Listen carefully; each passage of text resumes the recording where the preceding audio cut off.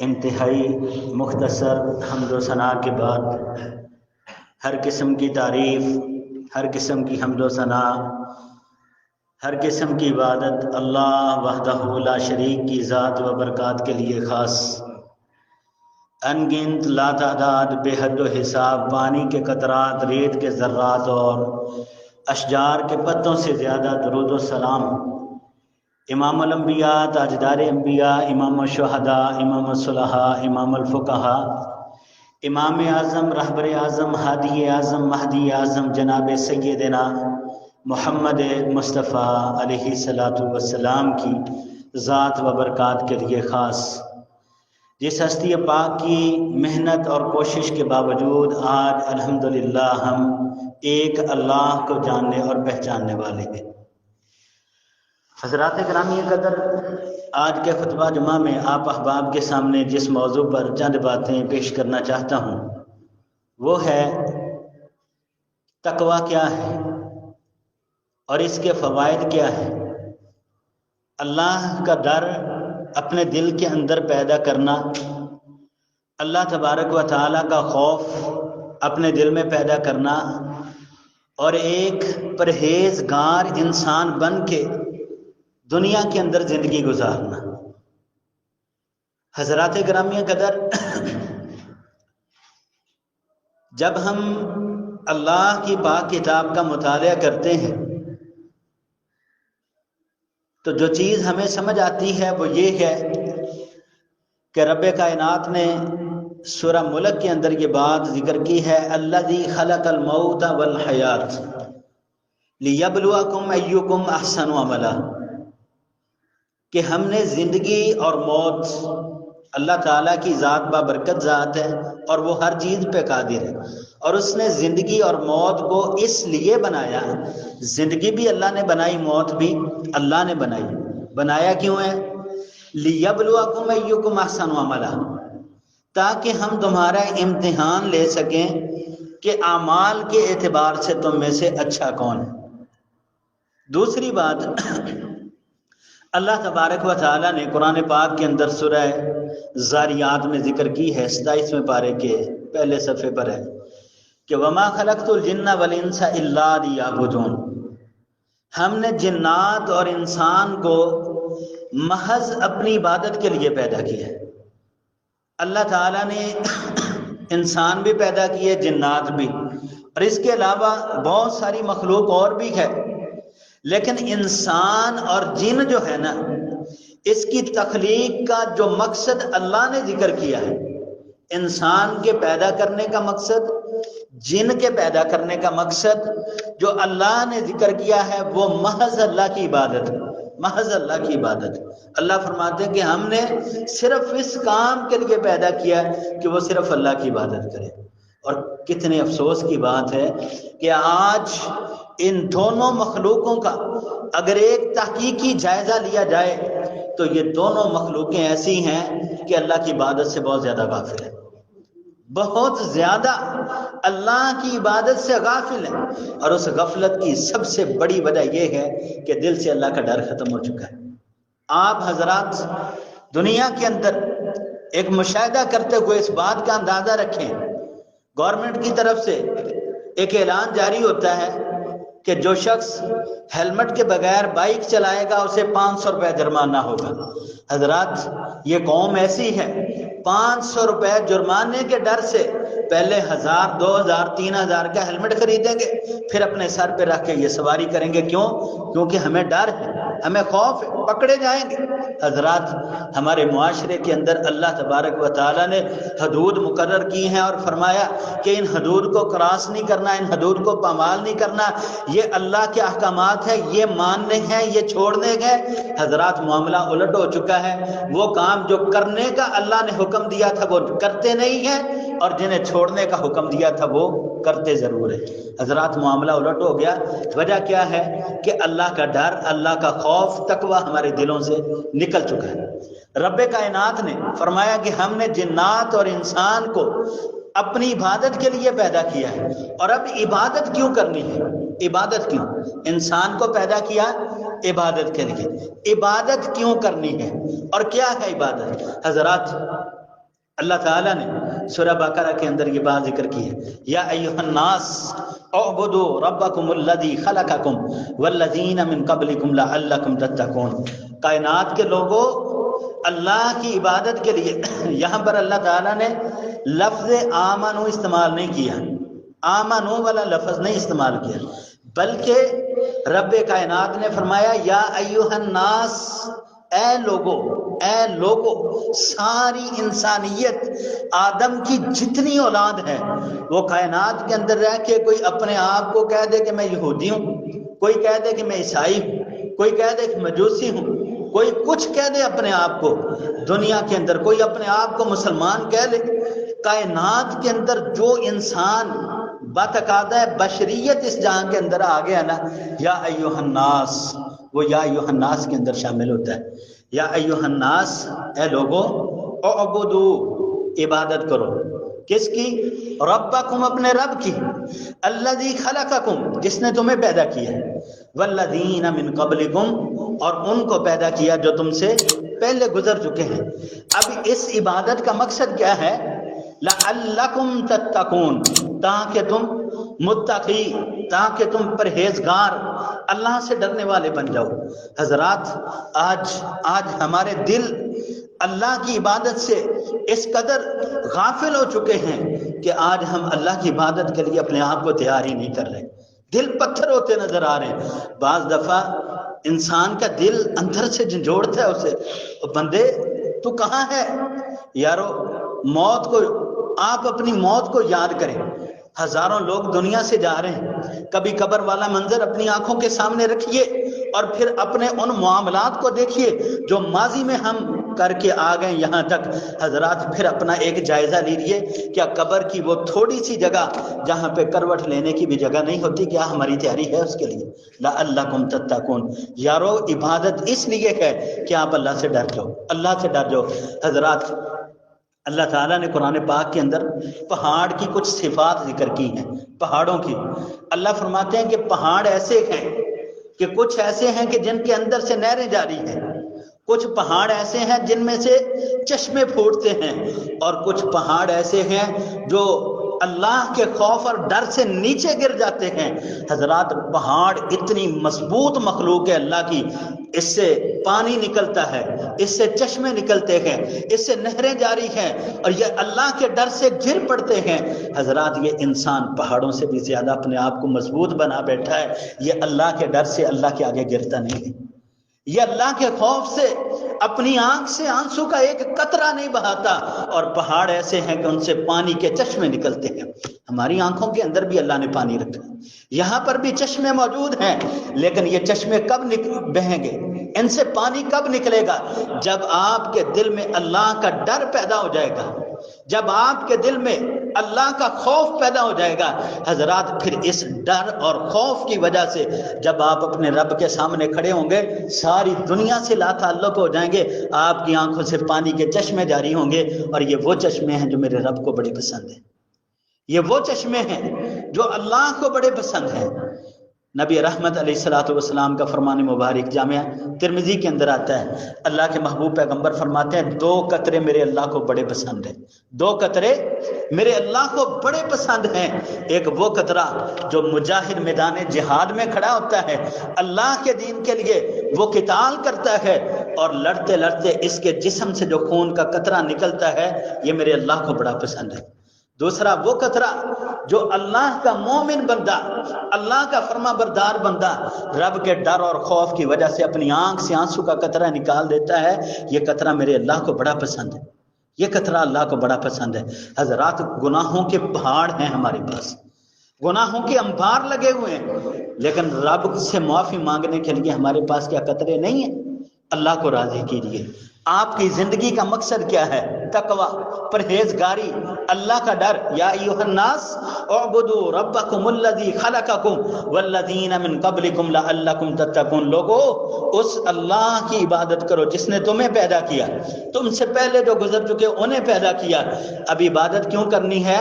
لعلکم تتقون، تاکہ تم متقی اور پرہیزگار بن جاؤ۔ حضرات، قرآن پاک کا دوسرا مقام دیکھیے، اب عبادت کے اندر کیا ہے؟ عبادت کے اندر نماز بھی ہے، عبادت کے اندر روزہ بھی ہے، عبادت کے اندر حج بھی ہے، عبادت کے اندر زکوٰۃ بھی ہے، عبادت کے اندر قربانی بھی ہے۔ حضرات روزہ سال میں 1 مہینے کے روزے اللہ نے فرض کیے۔ اب رب کائنات نے کیا فرمایا؟ یا ایھا الذین آمنو، پہلے یا ایھا الناس فرمایا، وہ ساری انسانیت کے لیے۔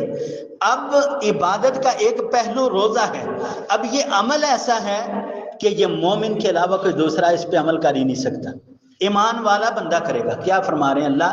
یا ایھا الذین آمنو، اے ایمان والو، کتب علیکم الصیام، تمہارے اوپر روزے فرض ہو گئے، کما کتب علی الذین من قبلکم، جس طرح تم سے پہلے لوگوں پر بھی روزے فرض تھے۔ اب اس روزے کا مقصد کیا ہے؟ لعلکم تتقون، تاکہ تم متقی پرہیزگار بن جاؤ، اللہ سے ڈرنے والے بن جاؤ۔ حضرات اللہ نے عبادت اس لیے فرض کی ہے کہ انسان کا رب کے ساتھ کنٹیکٹ ہو جاتا ہے، رابطہ ہو جاتا ہے، تعلق ہو جاتا ہے، اور اس تعلق کے اندر اتنی خیر رکھی ہے کہ جب انسان کا تعلق رب کے ساتھ جڑ جاتا ہے، پھر یہ بندہ اللہ سے ڈر کے، اللہ کے خوف کے ساتھ یہ زندگی گزارتا ہے۔ نبی رحمت علیہ السلام کی تعلیمات کا جب ہم مطالعہ کرتے ہیں تو یہ بات سمجھ آتی ہے کہ مومن کا معاملہ اللہ کے ساتھ ہمیشہ خوف اور امید کا ہوتا ہے۔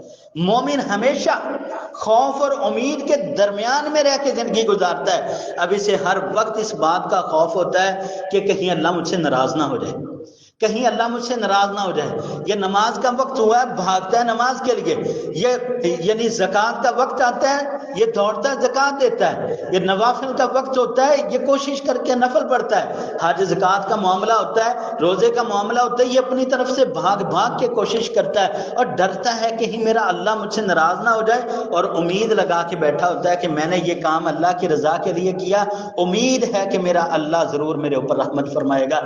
یہ مومن کا تعلق ہے اللہ کے ساتھ، خوف اور امید کے درمیان میں رہتا ہے، ہمیشہ خوف اور امید کے درمیان میں رہتا ہے۔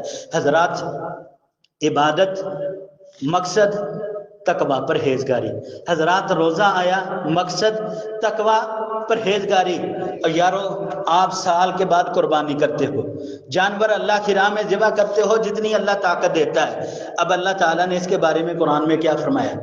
17ویں پارے کے اندر سورہ حج میں اللہ فرماتے ہیں لَن يَنَالَ اللَّهَ لُحُومُهَا وَلَا دِمَاؤُهَا وَلَكِن يَنَالُهُ التَّقْوَى مِنكُمْ۔ حضرات اللہ گوشت نہیں کھاتا، اللہ کی شان ہی نہیں، اللہ کو کسی چیز کی ضرورت نہیں ہے، اللہ کو نہ بھوک لگتی ہے نہ پیاس۔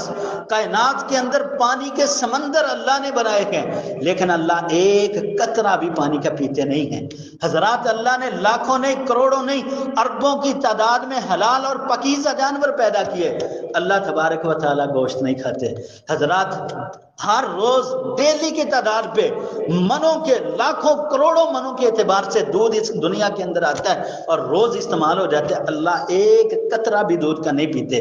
اللہ کیا فرماتے ہیں؟ لوگوں میری بات سنو، لن ینال اللہ لحومہا ولا دماؤہا، اللہ ہرگز گوشت نہیں کھاتے، گوشت کی ضرورت نہیں ہے، اللہ کو خون کی ضرورت نہیں ہے، اللہ کو کس بات کی ضرورت ہے؟ وَلَكِنْ يَنَالُهُ التَّقْوَى مِنْكُمْ، اللہ تو تم سے تقوی چاہتے ہیں، اللہ تمہاری پرہیزگاری چاہتے ہیں کہ میرا بندہ مجھ سے ڈر کے زندگی بسر کرے، میرا بندہ خوف کے ساتھ اللہ سے ڈرتے ڈرتے زندگی گزارے۔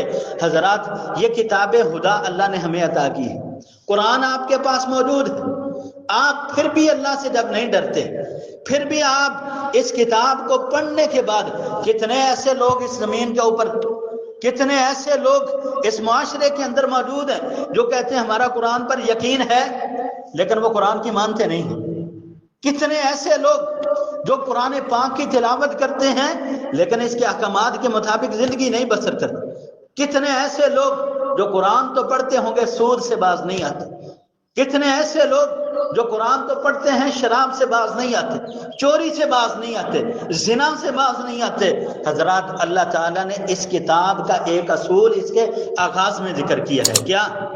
اللہ اکبر، اللہ ذالک الکتاب لا ریب فیہ ھدی للمتقین، یہ کتاب ایسی کتاب ہے لا ریب فیہ، اس کتاب کے اندر کوئی شک نہیں ہے، اور یہ کتاب ھدی للمتقین، یہ متقی لوگوں کے لیے، یہ متقی لوگوں کے لیے، پرہیزگار لوگوں کے لیے ہدایت کا مرکز ہے۔ اس کتاب کے اندر ہدایت ہے، لیکن کن کے لیے؟ متقی اور پرہیزگار لوگوں کے لیے۔ جس بندے کے دل میں اللہ کا خوف ہے وہ اس کتاب سے ضرور ہدایت حاصل کر لے گا۔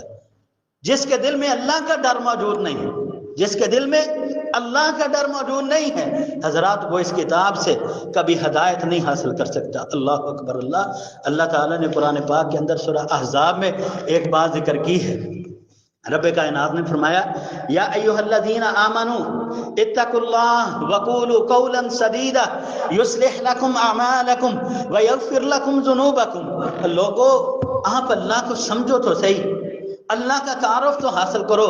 حضرات میں اکثر یہ بات ذکر کرتا ہوں، ہم مسلمان تو ہیں لیکن المیہ یہ ہے، دکھ اس بات کا ہے کہ ہم نے اپنے رب کو ہی نہیں پہچانا، اللہ کو نہیں پہچانا، ہم نے اللہ کا تعارف ہی نہیں ہے۔ رب کون ہے، اس کے احکامات کیا ہیں، اس کی ذات کیسی ہے، اس نے تعلیم کیا دی ہے ہمیں۔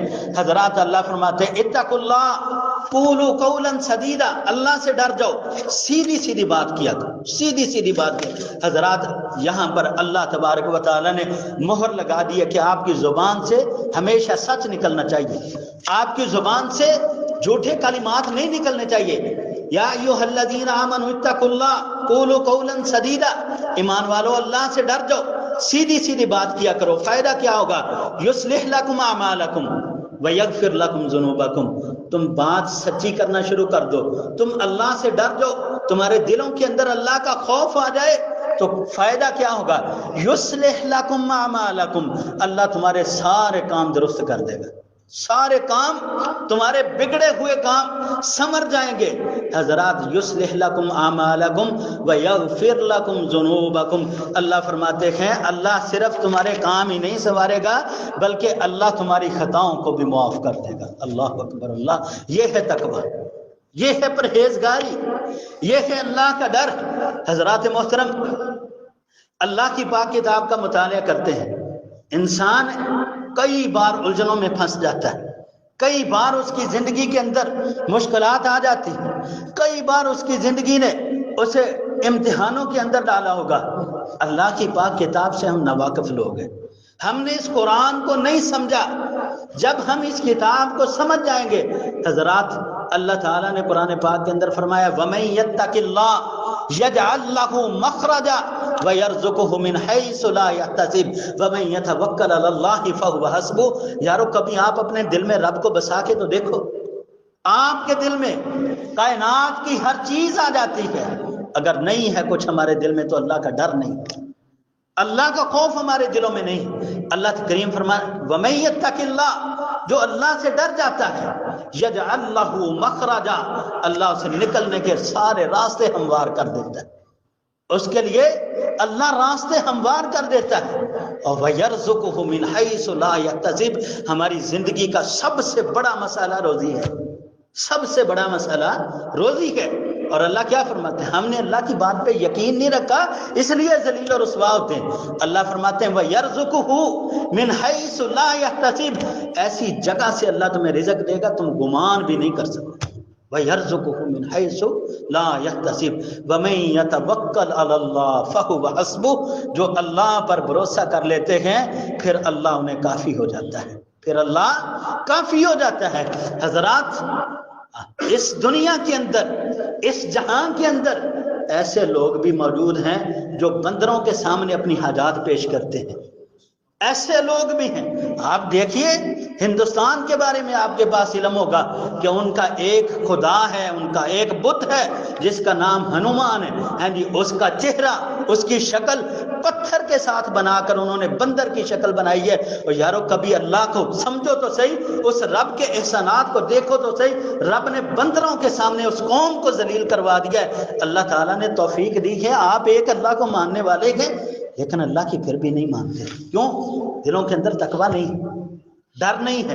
حضرات غیر مسلم کے بارے میں دیکھیے، اللہ تعالیٰ نے گائے کا پیشاب پلا دیا، اللہ تعالیٰ نے خنزیر اور سور جیسے جانوروں کے گوشت کھانے پہ لگا دیا انہیں۔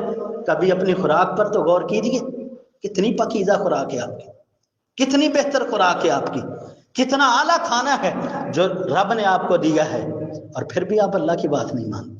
پھر بھی آپ کے دلوں میں اللہ کا ڈر نہیں، پھر بھی ہم رب کو نہیں سمجھتے۔ اللہ تعالیٰ نے کیا فرمایا کہ جو اللہ سے ڈر جاتا ہے وَمَن يَتَّقِ اللَّهَ يَجْعَل لَّهُ مَخْرَجًا، اللہ اس کے لیے نکلنے کے راستے ہموار کر دیتا ہے۔ آپ کی زندگی کے اندر، آپ کے معاملات میں کوئی مشکل آ جائے، آپ فوراً استغفار شروع کر دیں، فوراً استغفار شروع کر دیں۔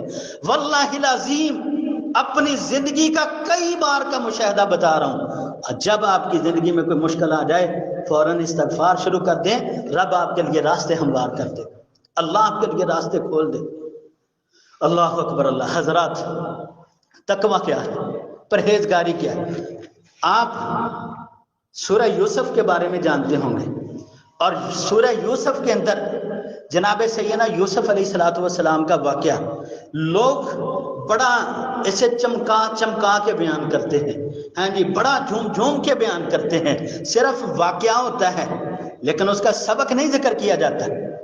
کبھی سورہ یوسف کا واقعہ پڑھنے سننے کے بعد ذرا بیان کرنے والے سے پوچھئے ذرا اس کا سبق کیا ہے، اللہ نے درس کیا دیا ہے؟ ہم نے واقعات نہیں سننے سنانے، ہم نے سبق حاصل کرنا۔ سبق کیا ہے؟ حضرات، یوسف علیہ السلام کی ساری زندگی اور اس کا ساری زندگی کا واقعہ اور سورہ یوسف پوری کا نچوڑ کیا ہے؟ آپ کی زندگی میں مشکل آ جائے، اللہ سے رجوع کرنا ہے، رب کا ڈر اپنے دل میں رکھنا ہے، اللہ سارے راستے کھول دیتا ہے۔ آپ واقعہ یوسف پڑھ کے دیکھیے، یوسف علیہ السلام کو عزیز مصر کی زوجہ کمروں کے اندر بند کرتی ہے، کمروں کے اندر بند کرتی ہے، اور بند کرنے کے بعد کیا کہتی ہے؟ یعنی ہے تلک، میری طرف توجہ کر۔ تو یوسف علیہ السلام نے کیا فرمایا تھا؟ قال معاذ اللہ، اللہ کی پناہ، میں اللہ سے ڈرتا ہوں، میں اللہ سے خوف کھاتا ہوں، میرے دل میں اللہ کا ڈر ہے۔ حضرات، دنیا اس بات کی شاہد ہے، تاریخ اس بات کی شاہد ہے، جب یوسف نے یہ بات ذکر کی کہ میرے دل میں اللہ کا ڈر ہے، معاذ اللہ، میں اللہ سے ڈرتا ہوں، حضرات بند دروازے خود بخود کھل جاتے ہیں۔ اللہ اکبر اللہ۔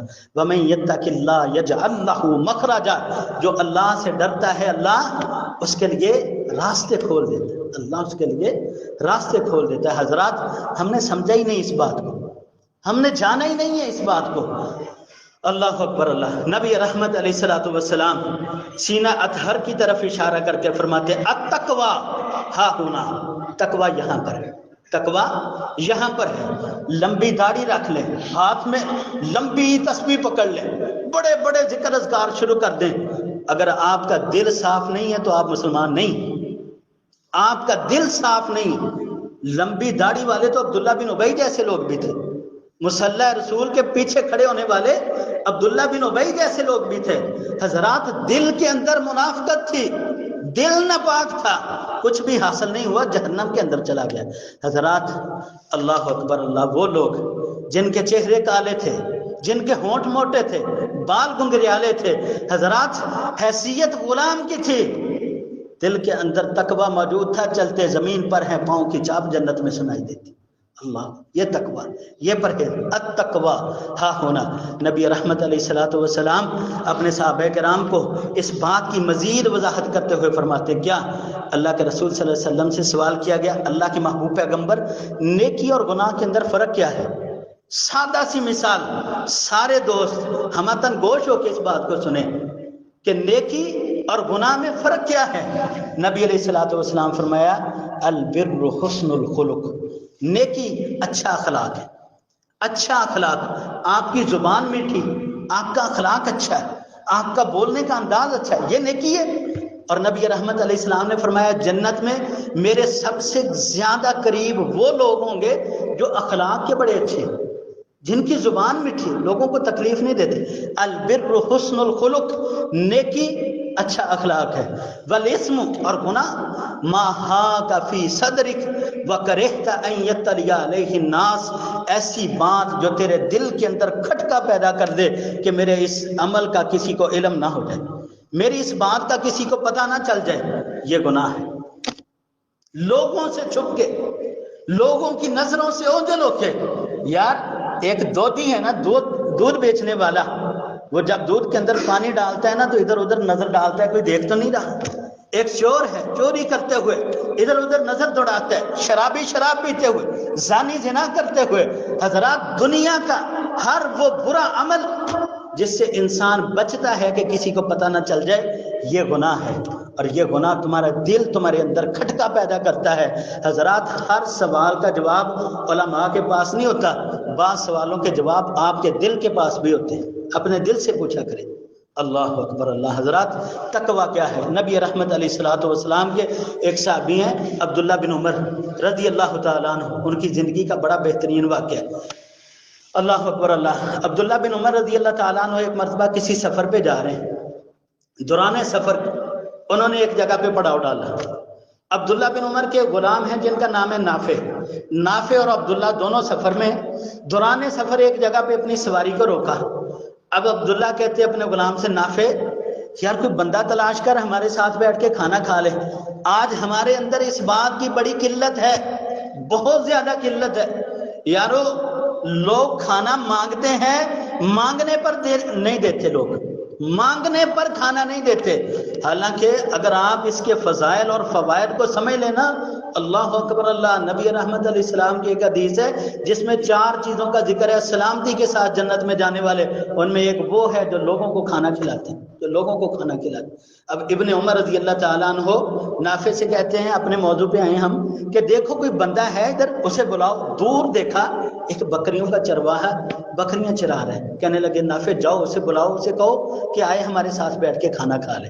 نافع گئے، جا کے کہنے لگے اللہ کے بندے، میرا نام نافع ہے، میرے آقا عمر رضی اللہ عنہ کے بیٹے عبداللہ ہیں، وہ آپ کو کھانے پہ دعوت دے رہے ہیں کہ آؤ آ کے ہمارے ساتھ کھانا کھا لو۔ اب وہ بندہ کیا کہتا ہے؟ کہتا ہے میں روزے سے ہوں، کہتا ہے میرا روزہ ہے۔ ثابت یہ ہوتا ہے کہ نفلی روزہ ہے، فرضی روزہ ہوتا تو صحابی دعوت ہی نہ دیتے، نفلی روزہ ہے۔ جب نافع واپس آئے کہنے لگے آقا اس بندے کا روزہ ہے۔ اب ابن عمر رضی اللہ عنہ فرماتے اچھا بندے کا روزہ ہے، اتنی گرمی ہے، گرمی میں اس نے روزہ رکھا ہوا ہے، ذرا اسے میرے پاس بلاؤ، ہم اس کا امتحان لیتے ہیں کہ واقعی روزہ بھی ہے یا بس ایسے ہی۔ اب اس بندے کو بلایا تو عبداللہ بن عمر رضی اللہ عنہ اسے کیا کہا؟ کہنے لگے اللہ کے بندے ہم نے آپ کو کھانے پہ دعوت دی، آپ نے انکار کر دیا، کہا روزہ ہے۔ اچھا ایک اور بات ہے آپ کے ساتھ، کیا؟ کہنے لگے یہ بکریاں کس کی ہیں؟ کہنے لگا یہ بکریاں میرے مالک کی ہیں، میں کسی کا غلام ہوں، فلاں فلاں بندہ ہے۔ کہنے لگے اس طرح کرو کہ اپنی بکریوں میں سے ایک بکری مجھے دے دو، ایک بکری مجھے دے دو، میں اس کی قیمت تمہیں دیتا ہوں، بکری کی قیمت بھی تمہیں دیتا ہوں۔ بکری ذبح کریں گے، اس کا گوشت کر لیں گے، تھوڑا گوشت تجھے دوں گا، اپنے گھر جا کے گوشت بھی پکا لینا، پیسوں سے اپنی ضرورت پوری کرنا، باقی گوشت ہم اپنے پاس رکھ لیں گے۔ اب یہ بندہ کیا کہتا ہے؟ عبداللہ میں نے آپ کو بتایا کہ بکریاں میری نہیں ہیں، بکریاں میرے آقا کی ہیں، میں نوکر ہوں، میں تو صرف بکریوں کو چراتا ہوں۔ کہنے لگے کہہ دینا آقا کو بکری مر گئی، بھیڑیا کھا گیا، کچھ بھی کہہ دینا۔ اللہ اکبر اللہ۔ اب وہ بندہ آگے سے پتہ کیا کہتا ہے؟ کہنے لگا عبداللہ میں بات کہہ دوں گا کہ بکری مر گئی، بھیڑیا کھا گیا، پہاڑ سے گر گئی، کچھ بھی ہے، میں یہ بات کہہ دوں گا، وہ مان بھی لے گا، لیکن این اللہ، اللہ کہاں ہے؟ اللہ کہاں؟ این اللہ۔ یارو جب ہمارے دل کے اندر یہ جملہ بیٹھ گیا نا، این اللہ، اللہ کا، یار فجر کی اذان ہوتی ہے، دعوت دینے والا کہتا ہے الصلاۃ خیر من النوم، لوگوں نماز نیند سے بہتر ہے۔ آپ کے دل میں جب یہ بات آ جائے گی نا، این اللہ، اللہ کا، اللہ کا۔ یارو سردی کی اتنی لمبی لمبی راتیں اور آپ بستر سے نہیں الگ ہوتے، بستر سے نہیں الگ ہوتے، این اللہ، اللہ کہاں؟ اللہ کو جواب نہیں دینا۔ یارو اس قبر کے بارے میں سوچا کریں، قبر کے بارے میں جس کے اندر کروٹ لینے کی جگہ نہیں، وہاں پر روشنی کس کی ہوگی؟ آپ کی قبر کے اوپر بڑی سے بڑی کوئی فلیٹ لائٹ بھی لگا دینا، اندر ایک ذرے کے برابر بھی روشنی نہیں ہوگی۔ آپ کی قبر کے اوپر کوئی دنیا کی بہترین خوشبو کے ساتھ آپ کی قبر کو غسل دیا جائے، آپ کی قبر کے اندر خوشبو کا ایک ذرہ بھی نہیں جائے گا۔ خوشبو کیسے آئی؟ روشنی کیسے ہو؟ این اللہ، اللہ کہاں ہے؟ اللہ کی بات مانو۔ جب اللہ کا پیغام آتا ہے اللہ اکبر اللہ اکبر، اشہد ان لا الہ الا اللہ، اشہد ان محمد رسول اللہ، حضرات یہ دعوت دینے والا دعوت دیتا ہے، اور ہم اپنے معاملات کے اندر اس حد تک مصروف ہوتے ہیں کہ اذان کا جواب دینے کے لیے بھی ہمارے پاس وقت نہیں ہے، اور پھر ہم چاہتے ہیں کہ مرنے کے بعد سیدھے جنت میں چلے جائیں۔ ایسا ممکن نہیں ہے۔ حضرات دل کے اندر اللہ کا ڈر پیدا کیجیے، دل کے اندر اللہ کا ڈر پیدا کیجیے۔ جب آپ کے دل میں ڈر پیدا ہو جائے گا پھر آئیے اللہ کا قرآن پڑھیے۔ سورہ رحمان ہے، رب کائنات نے فرمایا وَلِمَنْ خَافَ مَقَامَ رَبِّهِ جَنَّتَانِ، جو بندہ اللہ کے سامنے کھڑا ہونے سے ڈر جائے گا اس کے لیے اللہ نے 2 جنتیں تیار کی، 2 جنتیں اس کے لیے، ڈبل جنت، ڈبل باغات ہیں اس کے لیے، جو اللہ کے سامنے کھڑا ہونے سے ڈر جائے گا۔ اور یارو ہم رب کے سامنے کھڑے ہوتے ہیں اور وہ بھی حقیقت میں نہیں، رب کے سامنے کھڑا ہونے سے جو ڈر جائے گا، شیخ آئیں گے، مولانا صاحب آئیں گے، جو اللہ کے سامنے کھڑا ہونے سے ڈر جائے گا۔ وَلِمَنْ خَافَ مَقَامَ رَبِّهِ جَنَّتَانِ، اللہ کے سامنے کھڑا ہونے سے جو ڈر جائے گا، اللہ فرما رہے میں اسے 2 باغات، 2 جنتیں عطا کروں گا۔ حضرات اللہ کی 1 جنت مل جائے تو وہ بھی بڑی ہے، اللہ تو 2 جنتیں کہہ رہے ہیں۔ حضرات ہم رب کے سامنے کھڑے ہوتے ہیں، زبان سے کہہ رہے ہوتے ہیں اللہ اکبر، سبحانک اللہم وبحمدک وتبارک اسمک وتعالی جدک ولا الہ غیرک، اور یارو زبان سے یہ کلمات جاری ہوتے ہیں اور دماغ ہمارا پتہ نہیں کدھر ہوتا ہے، سوچ ہماری پتہ نہیں کہاں ہوتی۔ سبحانک، اللہ تو پاک ہے، وبحمدک، اللہ تیری تعریف ہے، وتبارک اسمک، اے اللہ تیرا نام بڑا بابرکت ہے، وتعالی جدک، اللہ تیری شان بڑی بلند ہے، ولا الہ غیرک، اے اللہ تیرے علاوہ کوئی معبود برحق نہیں ہے۔ جب آپ اپنی زبان سے یہ کلمات کہتے ہیں، کبھی ان کلمات کی تاثیر کو سمجھیے، کبھی ان کلمات کی مٹھاس کو حاصل کیجیے، آپ کو پتہ چلے کہ آپ اپنے رب کے سامنے کھڑے ہیں۔ وَلِمَنْ خَافَ مَقَامَ رَبِّهِ جَنَّتَانِ، اللہ کے سامنے کھڑے ہونے سے ڈرنا۔ لیکن ہم ڈرتے نہیں۔ کتنے ہی ایسے لوگ ہمارے معاشرے کے ہی ہیں نا، جو مسجد میں آتے ہیں نماز پڑھنے کے لیے، بعد میں جوتا اٹھا کے چلے جاتے ہیں، وہ بھی اسی معاشرے کے۔ کتنے ایسے لوگ ہیں جو مسجد میں آتے ہیں، نماز جلدی پڑھتے ہیں، دوبارہ پھر سے گناہ کرنے کے لیے، دوبارہ پھر سے برائی کرنے کے لیے، دوبارہ پھر سے فراڈ کرنے کے لیے۔ کتنے ایسے لوگ ہمارے معاشرے میں، کیوں؟ ہمارے دل کے اندر تقویٰ نہیں ہے، اللہ کا ڈر نہیں ہے، اللہ کا ڈر۔ ان للمتقین مفازا، اللہ اکبر، اللہ رب فرماتا ہے جو اللہ سے ڈر جائے گا وہ کامیاب ہو جائے گا، وہ کامیاب ہو۔ ان للمتقین مفازا، متقین لوگ، پرہیزگار لوگ، یہ کامیاب ہیں۔ حضرات اللہ تبارک و تعالیٰ نے قرآن پاک کے اندر سورہ احزاب کے آخری رکوع میں نا اپنی اس کتاب کے بارے میں ایک بات ذکر کی ہے، اس کتاب کے بارے میں جس سے ہم سارے ناواقف ہیں۔ اللہ تعالیٰ فرماتے ہیں ان عرضنا الامانۃ علی السماوات والارض والجبال فابین ان یحملنها واشفقن منها وحملها الانسان۔ اللہ تعالیٰ نے اس قرآن کے بارے میں ذکر کیا کہ ہم نے اپنی اس امانت کو پیش کیا تھا۔ ان عرضنا الامانۃ علی السماوات، ہم نے آسمانوں پر بھیجا، اس امانت کو آسمانوں پر ہم نے پیش کیا۔ ان عرضنا الامانۃ علی السماوات والارض، ہم نے زمین پر بھیجا، والجبال، پہاڑوں پر بھیجا، فابین ان یحملنها واشفقن منها، سارے کے سارے ڈر گئے، اے اللہ ہم اس کا بوجھ اٹھانے کے قابل نہیں، ہم اس کا بوجھ اٹھانے کے قابل نہیں ہیں۔ وحملها الانسان، انسان نے اس کو اٹھا لیا، انسان نے اس کو اٹھا لیا۔ پھر کیا کیا؟ انہو کان ظلوما جہولا، پھر انسان ظالم بھی نکلا، جاہل بھی نکلا۔ انسان نے اس قرآن کو اٹھایا۔ حضرات وہ کسی نے لطیفہ بنایا نا، کہتے کچہری چلے گئے، باہر کوئی بندہ کھڑا کہنے لگے جی حلفیہ بیان دینے کے لیے قرآن اٹھانا ہے جی۔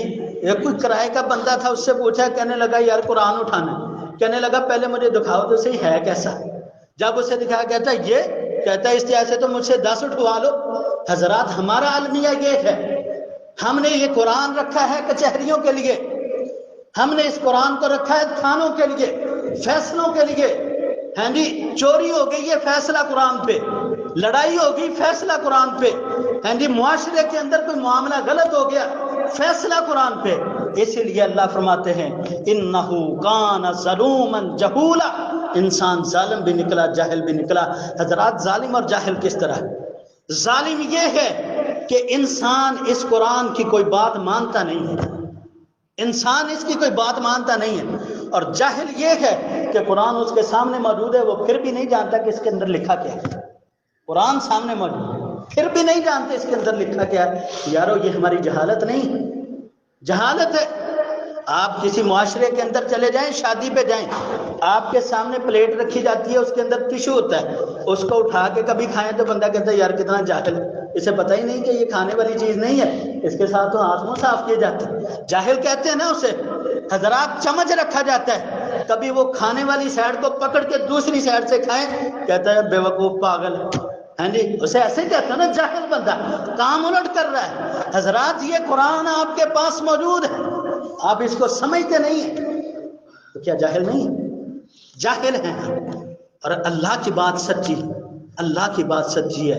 اس کو اٹھایا، اٹھانے کے بعد ظالم بھی نکلے، جاہل بھی نکلے. یارو اللہ نے تو ہمیں یہ حکم دیا، یا ایھا الذین آمنوا اتقوا اللہ حق تقاتہ، اور لوگوں اللہ سے ڈرو. کس طرح؟ جس طرح ڈرنے کا حق ہے، جس طرح ڈرنے کا حق ہے. کیا ہم اس طرح ڈرتے ہیں؟ نہیں ڈرتے. اگر ہم اس طرح ڈرے نا جس طرح ڈرنے کا حق ہے، تو پھر فجر کی نماز میں نمازی اتنے ہوں کہ مسجد کے اندر جگہ نہ ملے. پھر ظہر کی نماز میں نمازی اتنے ہوں کہ بازاروں میں بندہ نہ نظر آئے. اگر آپ اللہ سے ڈریں، اگر ہم اللہ سے ڈریں، اگر ہمارے دلوں کے اندر اللہ کا خوف ہو، پھر معاشرے کے اندر کسی کے ساتھ زیادتی نہ ہو.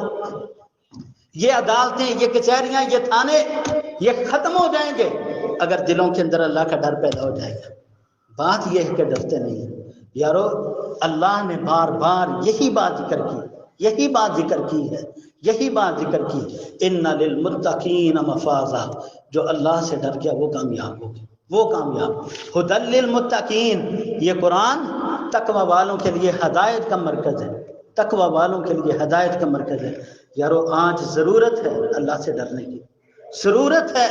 اس معاشرے کو پرامن بنانے کے لیے سب سے بڑی بات یہ، اپنے دل کے اندر اللہ کا ڈر پیدا کر لیں. جب آپ کا دل درست ہو جائے گا، سارے معاملات درست ہو جائیں گے. آخری بات، نبی رحمت علیہ السلام نے، وقت اجازت نہیں دے رہا میں، لیکن یہ موضوع بڑا طویل ہے. نبی رحمت علیہ السلام فرمایا، لوگو تمہارے جسم کے اندر ایک ٹکڑا ہے، تمہارے جسم کے اندر ایک گوشت کا ٹکڑا ہے. اذا صلحت صلحت جسد کلہ، جب وہ ٹھیک ہوتا ہے تمہارا سارا جسم ٹھیک ہوتا ہے. وَإِذَا فَسَدَتْ، جب وہ بگڑ جاتا ہے، فَسَدَ الْجَسَدُ كُلُّ، تمہارا سارا جسم بگڑ جاتا ہے. الا وَهِيَ الْقَلْبُ، خبردار وہ تمہارا دل ہے، وہ تمہارا دل. جب تمہارا دل ٹھیک ہے تمہارے سارے معاملات ٹھیک.